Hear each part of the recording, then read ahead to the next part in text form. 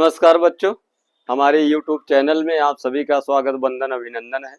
जैसा कि मैं एक और पद्य के रूप में वीडियो लेकर के आया हूं और 6 नंबर का जो आता है उसके बारे में बताना चाहता हूं। कैसे आप उसकी व्याख्या लिखेंगे, व्याख्या मैं बता रहा हूं। आ जाइए विषय पर।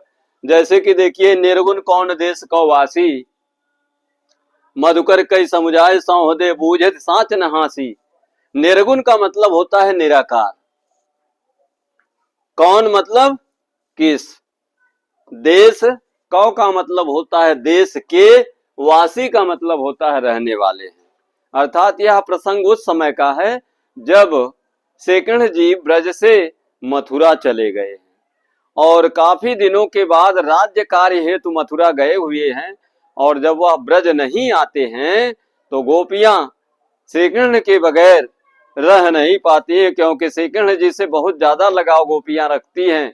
और जब देखते हैं सेकंड जी ब्रज नहीं आ रहे हैं तो अपने मित्र उद्धव के द्वारा निराकार ब्रह्म की उपासना करने जैसे संदेश को लेकर के ब्रज में भेजते हैं। और यह प्रसंग उसी समय का वर्णन है। देख लीजिए, यहाँ निर्गुण माने निराकार होता है। कौन देश का मतलब होता है किस देश के। कौवासी का मतलब रहने वाले हैं।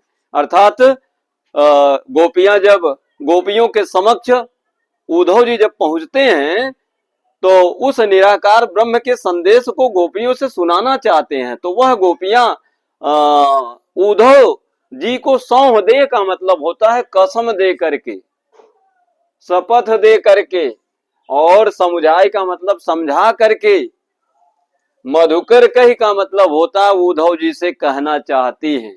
और क्या कहती हैं? बूझत साँच न हासी। है उद्धव जी, साँच माने हम सभी सत्य जानना चाहते हैं उस निराकार ब्रह्म के बारे में। और हंसी न, हम सभी हंसी नहीं कर रही हैं। बूझत का मतलब होता उस बात को बूझना चाहती हैं, अर्थात जानना चाहती हैं। तो गोपियां उद्धव जी से कहती हैं कि हे उद्धव जी, जिस निराकार ब्रह्म के संदेश को लेकर के आप आए हुए हैं वह निराकार ब्रह्म किस देश के रहने वाले हैं। और हम सभी गोपियां आपको अपनी सौंह माने कसम दे करके, शपथ दे करके, समझाए का मतलब समझा करके, कह माने कह रही हैं। क्या कह रही हैं?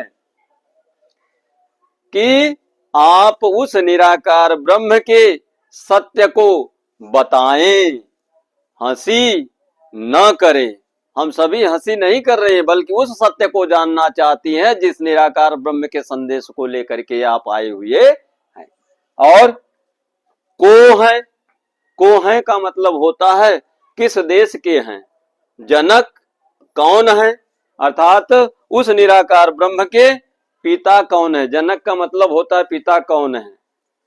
जननी कौन, अर्थात उनकी माता कौन है। कौन नारी को, और वह उनकी नारी कौन है। उस उद्धव जी से कह रही गोपियां कि उनकी नारी कौन है। को माने कौन है। और किस देश के, को दासी का मतलब होता है किस देश के सेवक हैं। को दासी किस देश के सेवक हैं, वह निराकार ब्रह्म।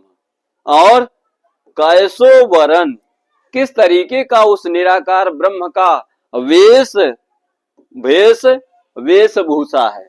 वरन का मतलब होता है रंग, अर्थात किस तरीके का उस निराकार ब्रह्म की वेशभूषा है, वह कैसे दिखते हैं। कैसो की रसमय अभिलाषी, और वह निराकार ब्रह्म किस रस की इच्छा रखने वाले हैं, अर्थात किस प्रकार की बातों में विश्वास करने वाले हैं, उसको भी आप सत्य बताएं। और पावय गो पुण्य कियो आपनो, पावय गौ पुण्य कियो आपनो।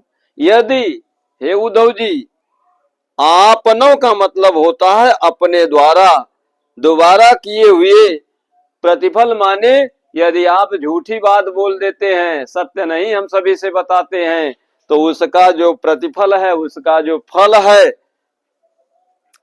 वह आपको मिलेगा, जोरो करेगो गांसी।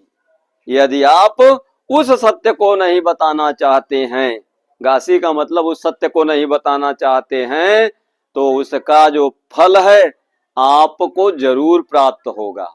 और सुनत मौन है रहो बावरो, सुर सबय मति नासी। और जब गोपियों के इस प्रकार के प्रश्न को सुन करके सुनत मौन है, अर्थात उद्धव जी मौन हो जाते हैं, उनके मुंह से एक भी शब्द नहीं निकलता है, अर्थात वह अवाक हो जाते हैं, उनकी वाणी अवरुद्ध हो जाती है और बावरों का मतलब पागलों की तरह हो जाते हैं। सुर सबय मतिनासी, अर्थात जिस तरीके से उनका सारा ज्ञान जो है, मति का मतलब होता है बुद्धि, नासी मतलब नष्ट हो जाता है, अर्थात वो अपने आप को बहुत ज्ञानवान समझते हैं, बहुत विद्वान समझते हैं, लेकिन गोपियों के प्रश्न के आगे उद्धव जी का सारा ज्ञान काफूर हो जाता है, दूर हो जाता है, और वह एक भी उत्तर उन गोपियों का नहीं दे पाते हैं। तो इस तरीके से आप व्याख्या लिखेंगे।